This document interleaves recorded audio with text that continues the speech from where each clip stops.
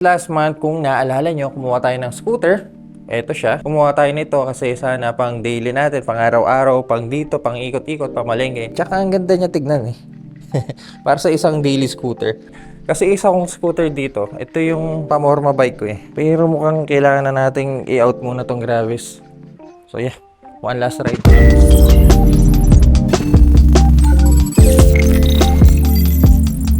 Aminin ko, isang beses ko palang naira-ride yung Gravis. Nung araw na pinadala sa atin ng Yamaha to, tapos niride natin sa Vermosa, yun lang yun, hindi na naulit. Kaya, tignan nyo kung gaano kakinis yung katawan niya.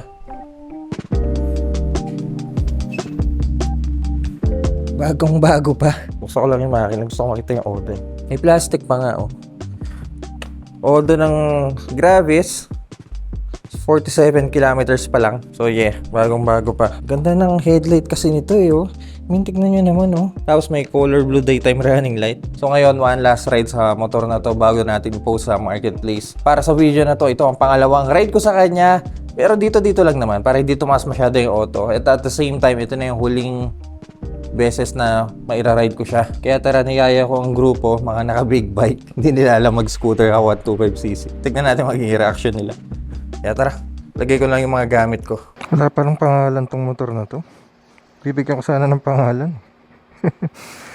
Okay lang. Ito yung lineup ng motor sa Garaya as of now. Ito yung touring bike na Triumph Tiger 800.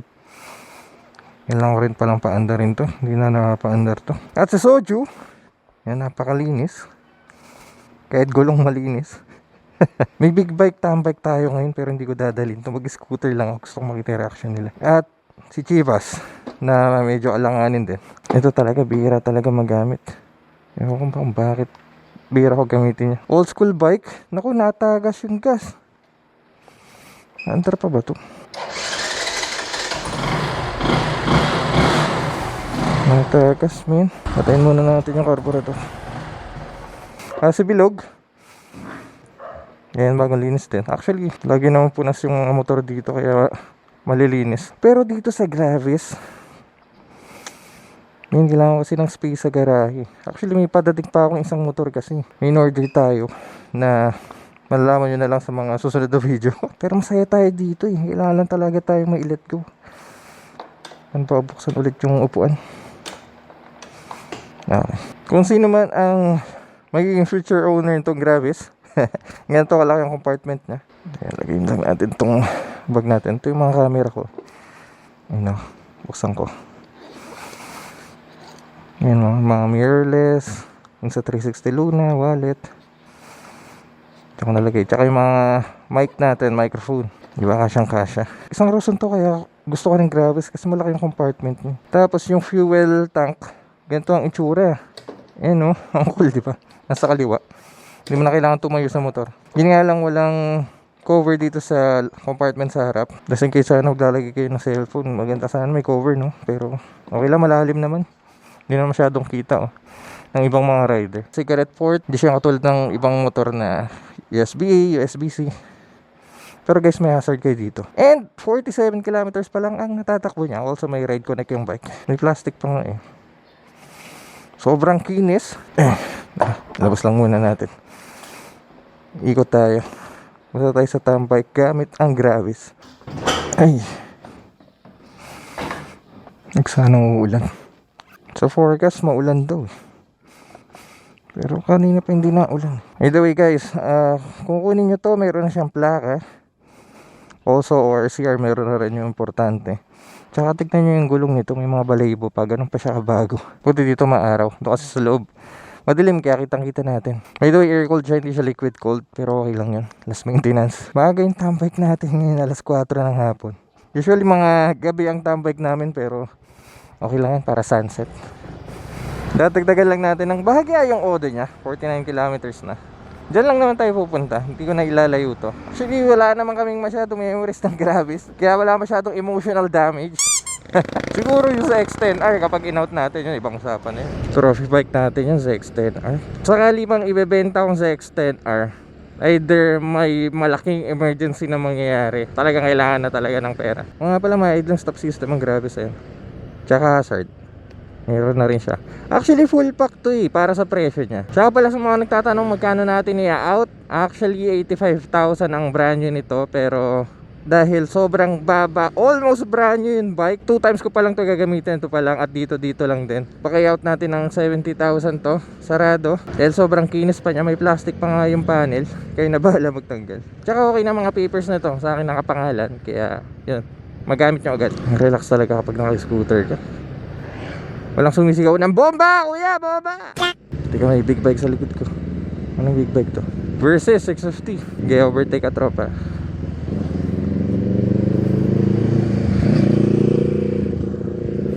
Grabe, ang tagal nang ginagawa nito. Kailan mo matapos tong open canal.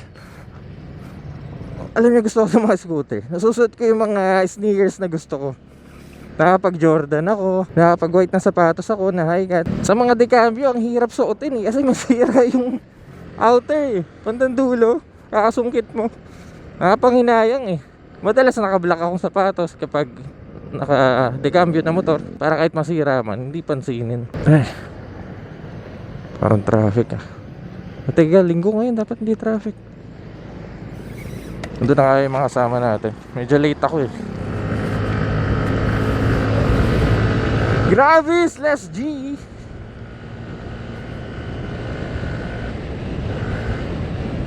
Ito pa yung pinagasan ko last time. Full tank pa rin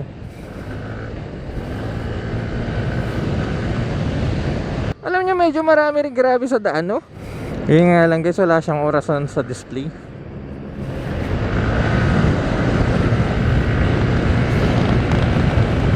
Okay din power ng Gravis para sa 125.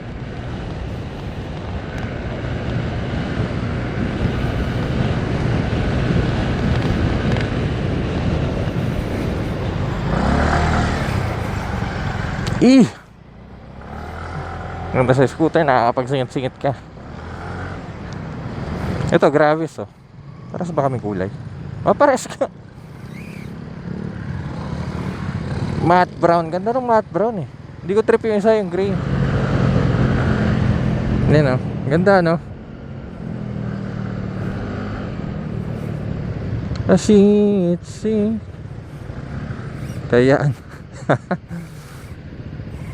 Right. Nakuha ang idling stop system natin, dapat mamamatay siya. Ayan, namatay nga.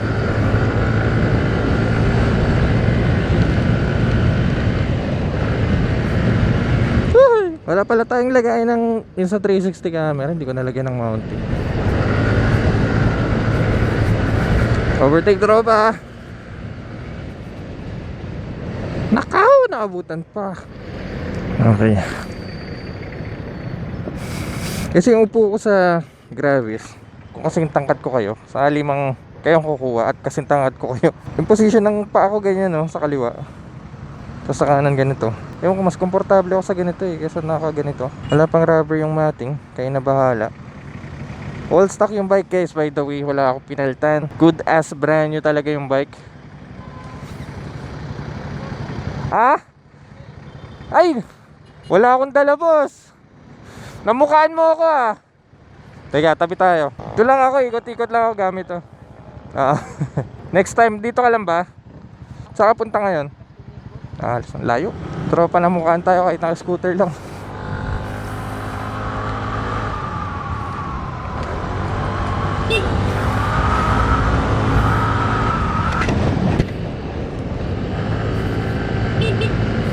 Oh yeah, may kamay lumalabas.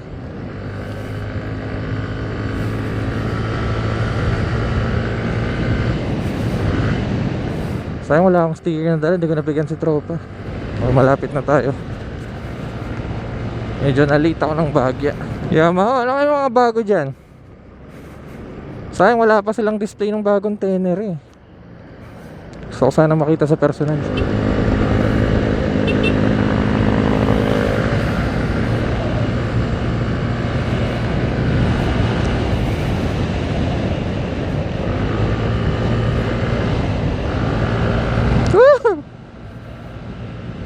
Sarap din mag-ride ng naka-scooter. Tiga ka lang ng pikit, tingnan na naka-cambio. Ito na mga tropa.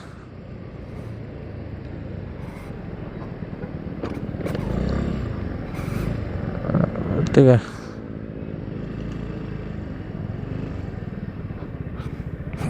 Tindi talaga mag-park nito. I forgot my camera. Nice shirt, bro. And dumating na yung mga kasama natin, si Neil tsaka si Tropa. Pati ng bike mo. Bago yung bike nito eh. Maganda ng mga bike nila, tapos tayo naka-Gravis. Maganda rin naman yung Gravis eh. Ayan si Neil. Ngayon na ulit kami nagkita. Ano to? Triumph Street Triple 765. Yun lang yung pangalan niya, sabi niya. Eto may RX, ano to? Yes, yan yung model niya. May... Different siya, kumbaga higher tier siya sa RS. Ito yung top of the line? Tama ba? Correct, currently. Actually, para siyang before siya ng Moto2. Di ba alam mo yung Moto2? Yung yellow? Yung yellow, yes. And then, Yellow yung pinakamataas? Yellow yung okay. Pero this one is limited siya for this year only edition siya. Ba't na ganito? Akala ko mag-ano ka? Street Fighter ka? Wala eh. Oo nga. Mas maganda, exclusive eh. Oo nga eh. Hindi pa pala naka-ano to, pero may kasama. Yes, may seat call siyang kasama. Palit ka na ng exhaust, di mo pakalito eh. Oh.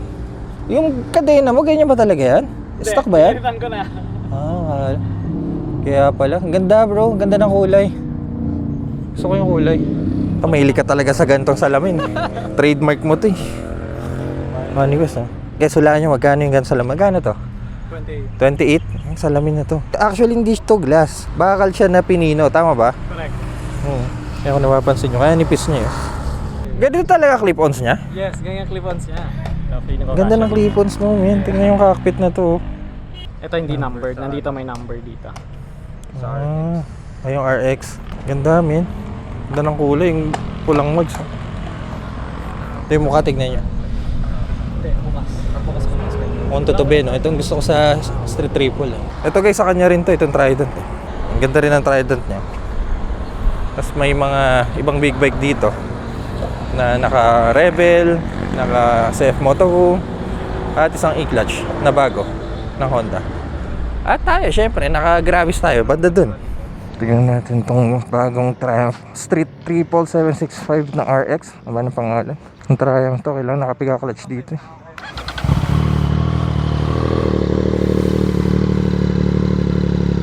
3-cylinder engine, naka-third exhaust.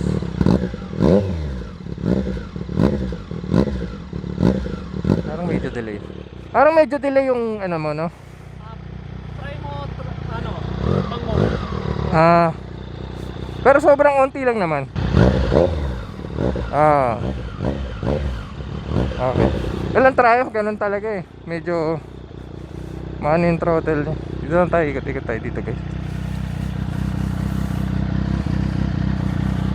Ganda nito, man. Parang sport bike. Sub-sub yun. Naka-clip-ons. Pero naked bike. Hindi ko maalala kung ganito yung nireview ko eh. Ikot lang.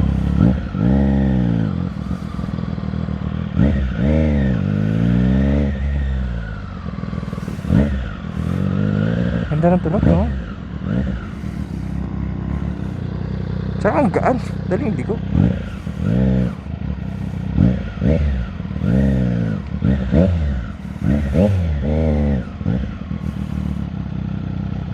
Ilang oda ba yan? 50 lang. Kukuhan ko Kasi nag-scooter na yung OBR. Taas din. Oo. One last look bago natin po sa marketplace. So this is the bike. 2026 model. Odo is only 68 kilometers. Sobrang bago pa. Sobrang fresh. Tingnan nyo naman yung fairings. Tingnan nyo yung exhaust. Yung gulong niya may mga balahibo pa. Sobrang bago talaga. May plastic pa yung panel. Asking price ko po dito sa bike is 70,000. SRP niya is 85,000. 68 kilometers odo. Yun po yung may offer ko. So kung interested kayo, ilalagay ko po sa description box yung link kung saan siya nakapost. O kaya type nyo lang sa marketplace. Search nyo Yamaha Gravis. Makita nyo doon yung garay natin. At yeah, ito yung bike, napakaganda pa rin. So kung interested kayo, message nyo lang ako. So dito na lang muna tayo. Relax, enjoy ng tanawin. Dahil napakaganda talaga sa part na to. Habang wala pang mga building na nakatayo, sagat-sagarin na natin ang tambike sa Villar City. Actually guys, dito ako nag-test ride. Ayan. Yung testing area ko sa may Danghari Road. Kung nag-enjoy kayo sa video na to, kindly leave a like. At kung mahilig kayo sa mga ganitong content, huwag kayo mag-alala dahil nasa tamang channel kayo. So make sure to press the subscribe button dyan sa baba. Kaya mga cutie pies, See you po sa next content.